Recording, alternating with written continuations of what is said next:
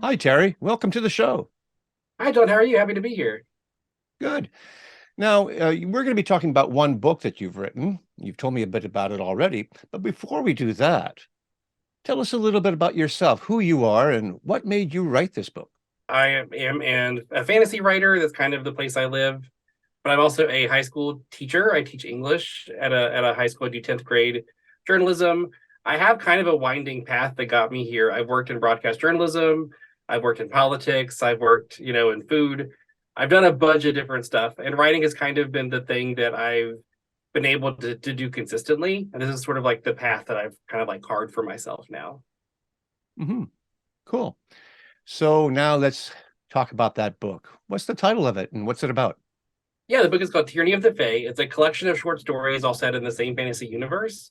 And there's sort of three main characters that we're following from different timelines. It's kind of setting up the world through three characters' perspectives. And generally speaking, this book is a bit different because I jump around in the time of the world. But in the majority of the time that I write, it's pretty modern day. So it doesn't feel like it's, years and years ago. It feels like it's happening now, just in a world that happens to have magic. So I like to sort of write in this sense where like they have the same sort of things as us, just technology is sort of magic instead of technology. So like they probably have a coffee shop, but the coffee shop uses like heat magic instead of coffee machines. Oh yeah, yeah. That sounds really cool. I'm curious about the magic in your story. You're giving me one example. Can you give me a few more of them? Yeah, I mean, so I sort of just think that magic is pretty commonplace in a world that wouldn't have the same sort of technology that we have, but relies on magic heavily.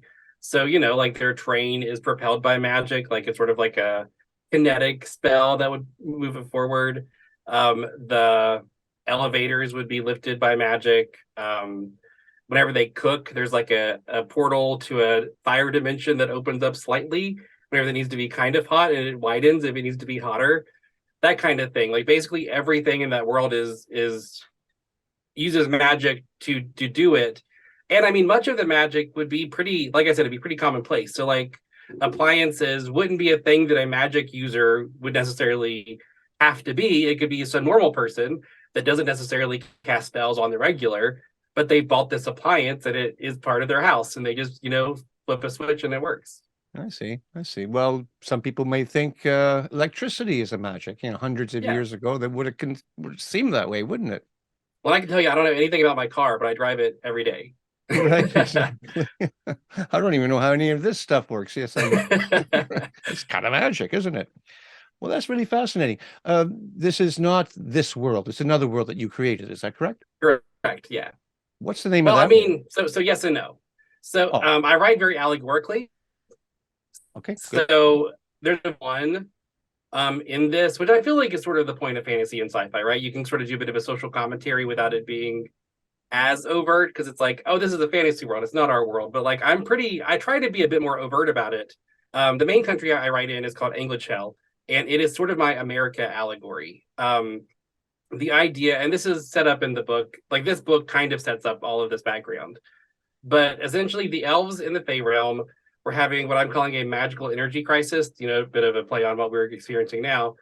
And they are looking for a solution to it. So they find this other world called Gelvin that this researcher wants to pull magic from that world. And then, one thing leads to another. The elves are basically my England, like my UK, and they end up colonizing this planet. And then basically everything that I write has this backdrop of like colonization and how it has impacted the world. And it's just sort of like, how would a fantasy world develop had colonization happened the way it had in our world? Hmm. Wow, you're speaking my language, Terry. You really I are. mean, I like it. I mean, it's fun, and I think it's interesting to kind of like explore those questions of like what the thing that I was fascinated with when it comes to America, and that I do a lot in English hell, is this idea of like, I think that a lot of people in the US like are aware that we are descended from like colonizers and people that were involved in slavery and things like that. But we like to say, oh, but we didn't have anything to do with that. Like we don't need to acknowledge that we don't have anything to do with that. That was our ancestors. Like they sort of like leave responsibility. So in my world, the elves have left like eventually because they just go back whenever the magic replenishes. But then the humans who benefited and have like leadership positions and things are kind of like, well, yeah, but that was them. That wasn't us. And then it's kind of like that whole idea. Now, if you're writing an allegory, you must have a message. And we've already heard some of it already, but you want to elaborate on your message that you want to get across? Yeah, I mean, so the message, truthfully speaking, is sort of subtle and kind of in the background. I think it will become more overt once I get into the deeper series, because this book is sort of a prequel to a book series that I'll be writing.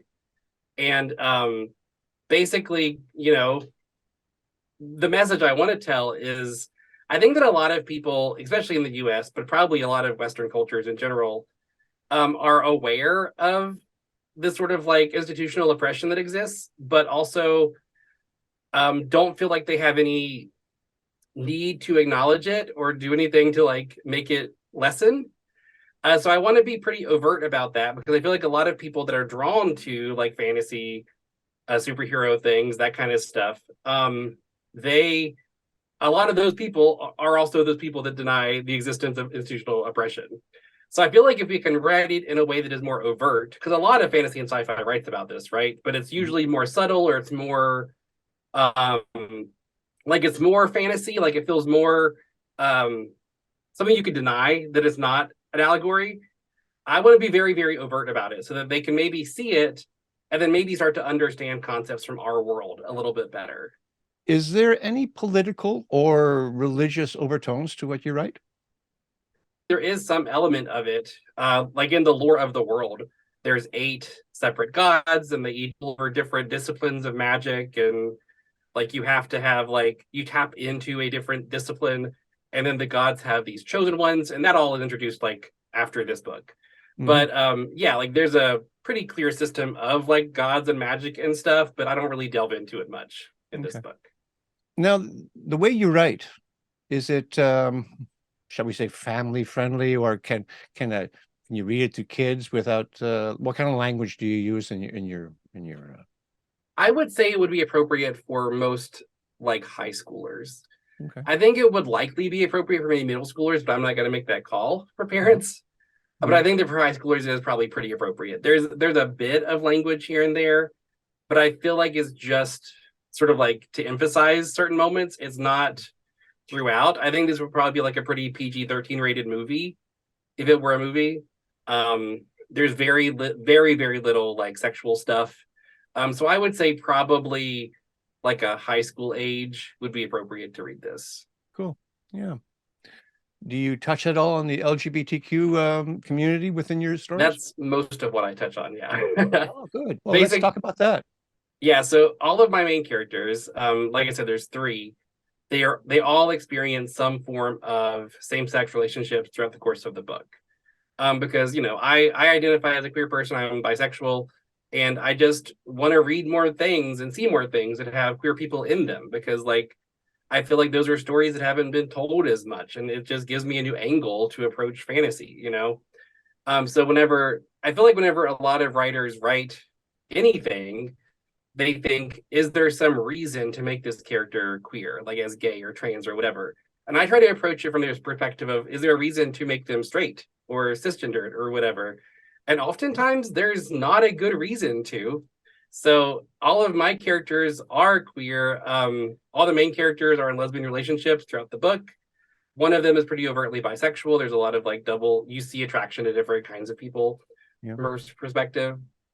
And it just seems natural to me to write from those perspectives. It just seems normal to me. And I don't include things like homophobia or transphobia in this book. I'm not saying it doesn't exist, but it definitely hasn't been a thing we ran into thus far. If it Mhm. does exist, I don't know where or why it would. So I need to figure that out still. But Well, but yeah, thus far, it's just sort of like a normal part of life. But I mean, with that said, everybody's experience is different, you sure. know. So like my coming out experience was likely different than other people's coming out experience. My attraction, the way that I think of people, is probably different than the way that other people do. So I mean, like everybody's different, but also I feel like romance is kind of universal, Exactly. That's what I'm saying. You know, attraction is attraction. love is love, and the way Absolutely. that a straight person would fall in love is probably pretty similar to the way that a gay person would fall in love. Yeah. Yeah, sure. Of course. Of course. How many stories do you have in your book? I've not actually counted, but I think it's around, I know the word number because that's what writers know, right? Mhm. It's like 50,000 words, which means nothing to readers. But I think it's somewhere around like 24-ish stories. Oh, really? So they're not that long then. They're each around 2,000 to like 5,000, depending on the Oh, story. cool. Yeah. You mentioned before we started recording that, in fact, you may have mentioned it along the way here. I've been so fascinated with what you're saying, that you're going to be writing a novel based on some of these stories or a particular one. Yeah, so basically, just give you a bit of a background on my writing. So back before the pandemics, back in the before times, I started writing regularly. That's whenever I first got into it. And I started writing this novel once a week. I'd go to Starbucks every Wednesday and I'd write for like an hour, and I would do it again the next week. And I just kept doing that for like a couple years until a novel happened, and like I developed a novel. And then the next year was 2020. Like after I finished the novel, it was 2020 the year after that. So it was like I didn't feel like editing because like I didn't feel like doing many things whenever the world is on pause. So I started to think like, well, what can I do? And like I struggled that whole year to like write anything to like edit it. And I didn't really know what I was doing either. That's a whole other thing where like if you're not serious about publishing, which at that time I think I wanted to publish, but I didn't really know what my next step was. Like it's hard to motivate yourself to do like substantial edits and things like that. So like I didn't know what I was doing. I didn't know where to go for help, all that kind of stuff. So then the next year, I decided I was going to write 100 stories in a year, which like I didn't meet. It's not like, but the point of it was the challenge. The point of it was like the motivator. And I wrote around 52 stories that year, which I mean, that's still pretty substantial. So I'm not upset about that. Um, and that's where this book came from. Because like as I was writing these, I would talk to one of my friends pretty regularly over the phone, and he would say, like, well, what are your plans with these? What are you gonna do with these? And he sort of pushed me to publish it, to kind of like go ahead and do it. And that's kind of where all of this came from, is me kind of like starting to delve into what is self-publishing, how can I do this, what are the steps. And so this book is a series of short stories set in the same universe as the novel, and I wrote them basically just so that I could write something. And it was Mhm. kind of fun to write these like side characters that were from the novel. Some of them are only like tangentially related to the characters from the book, but it was a fun way to kind of world build, because I'm not a big fan of the like take a step back to third person world building, but I'm a really big fan of writing from character. So whenever I Mhm. wrote these short stories, I sort of was forced to world build through the characters. What would their life be like? What kind of job would they have? And by doing that, it sort of helped me world build in a way that felt more organic for me than it did like if I tried to do it the more traditional way. Being that it's an allegory, do you take that allegory into the names of your characters and the meanings of the names? Do you go that deep with it? No, what I mainly do is I the allegory of the countries is pretty clear. So, like I said, Mhm. Anglichel is America. There's a country called Ronin that is Ireland. There's a country that is called Reyes that is Ecuador. So, what I do is whenever I name characters from those places, I try to base it in names from those cultures. So, like whenever I name an elf, I often will look at like what are traditional like British names that I can name them, because that's the allegory for the elves. My orcs and my goblins are all sort of like indigenous coded. So, like I try to pull from like more indigenous native tribal names, and say things that would be more authentic to that. So I do a lot more of that than because I just wanted to feel more natural. And the idea is that if these people from these countries or these races or whatever read my book, I want them to feel some sort of connection to these characters by seeing names that seem familiar to them. When was this published, this book of short stories So it will be published in August of this year. of So right now it's available 2020? for pre-order. It has I been see. available for pre-order since February. Okay. And then I'm on a bit of a promotional tour right now. Like that's the point of me doing these podcasts, is to kind of start generate buzz Cool. before it comes out. And I even have Excellent. plans to go on like a physical book tour this summer. So crazy stuff for me for sure.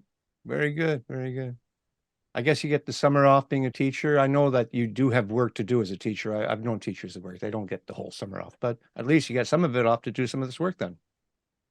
And that's sort of the luxury I have as a teacher, because I did that thing the teachers can do where your pay gets extended to the full year. So even though I technically only get paid for the 9 months of school, it gets broken up enough so I still get paid days through the summer. So I'll still be Mhm. getting paid while I'm driving across the country, but Yeah. then I'm also going to like have that time off from work. So Yeah. I think Good. it's like I feel like it's something I can take advantage of that will allow me to do more promotion that most indie authors don't have that luxury of doing, you know. Hmm. I'm not going to bother asking you how sales are because well, maybe you can tell me the pre-sales. What does that look like to you? You know, it's interesting to be in this place where I'm getting pre-orders, but I can't see them. No, I see. I see. Because much of my stuff is through Ingram Spark. I don't know how familiar you are with all these platforms, but on Ingram Spark, I can't see any pre-orders for like the physical book until right before, because a lot of these websites and bookstores don't submit them until right before. Okay. So I'm just kind of like, I know like people have told me that it has. I can look at the rank on Amazon and it gives me a sense of how many sales I have, but I Hmm. really have no idea.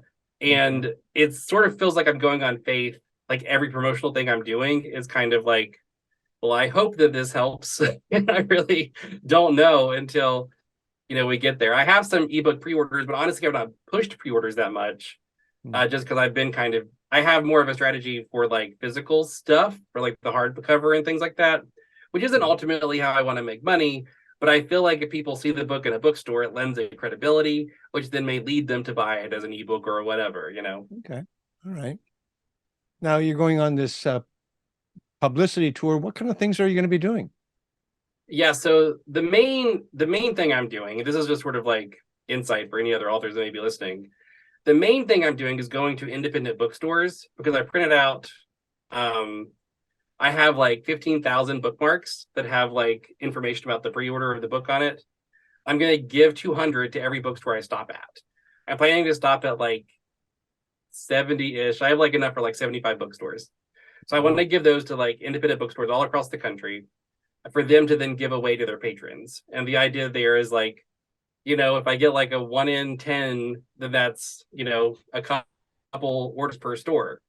Then the other side of that is if these people are giving away these bookmarks for like weeks, they're likely to stock it because they've Yeah. seen this book cover, over and over and over again. And then I'm also going to be printing out posters to give to these bookstores also that have like the pre-sale date and stuff. Because I used to own a comic book store, and DC and Marvel sent posters out all the time.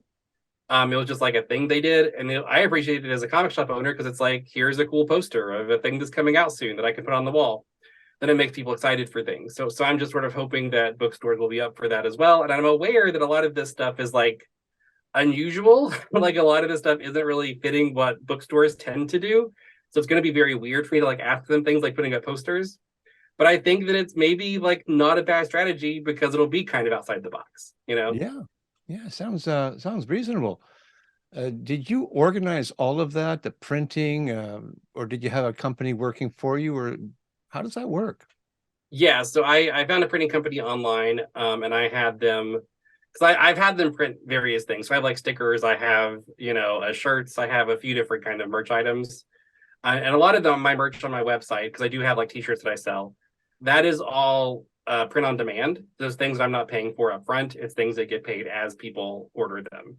So that way I don't have to have like a stock of t-shirts just sitting around my house that I'm never going to sell. It's only happening when people order them. And Okay. then a lot of the physical stuff, so like the bookmarks, the stickers, the posters, all that kind of stuff. And I even have like little sample books that I printed out that I'm mainly using in my home state because I just want to kind of like have a bid that are out there that has some sample stories in it. I'm using the same printer for that for the bookmarks. So it's just a cheap online printer that I found. So I know that I like their quality because the books came out well. I'm just kind of using them as well for the bookmarks. Wow. You're giving me some ideas for myself. Thank you. I like the I mean, I bookmarks. kind of feel like, That's great. people talk about the saturation of the indie publishing world right now. So I feel like it's sort of up to us to Hmm. innovate and create new ways to like promote and things because I think that the old way isn't really working anymore. So like, what are the new ways? And I think that it's up to us to kind of figure that out. Well, Terry, so listen, when you do have more to say about this, please look me up, and we'll have part 2 of this conversation for sure. Yeah, I'd love to hit you up, but when the book officially launches, because there'll be other stuff to talk about after that Yeah, comes out. let me know how your whole promotion thing went. I'm really curious to find out. All right, thanks so much. Take care now. Bye.